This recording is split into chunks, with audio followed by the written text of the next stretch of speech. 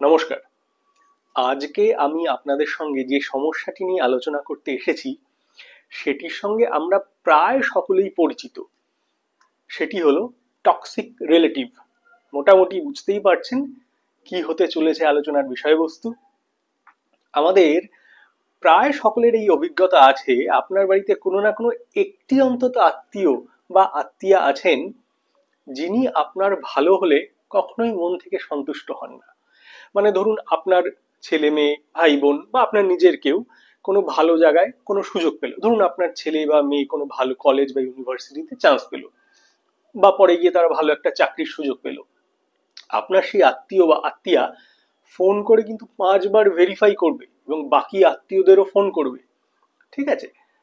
তারপরে আপনাকে ফোন করে অনেক অভিনন্দন জানাবে, কিন্তু মনে মনে খুব অসন্তুষ্ট হবে। তার মনে হবে, ইস, আমার ছেলেটা আর মেয়েটা পেলো না, এ পেয়ে গেল।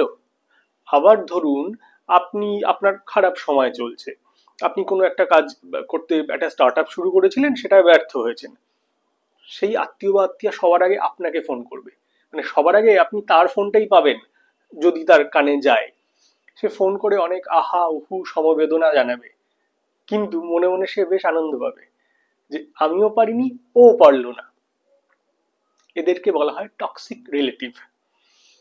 আমার মতে বেস্ট স্ট্র্যাটেজি কি জানেন তো? এদের সঙ্গে কথা না বলে, তর্কাতর্কি না করে, আলোচনায় না এগিয়ে জাস্ট অ্যাভয়েড করুন। জাস্ট অ্যাভয়েড করুন, শুধু কেমন আছো, ভালো আছি এই পর্যন্ত রাখুন। আমার সঙ্গে শুনুন ভালো কথা। যদি ভালো লাগে চ্যানেলটিকে লাইক, শেয়ার, কমেন্ট আর সাবস্ক্রাইব করুন। নমস্কার, ভালো থাকবেন সবাই।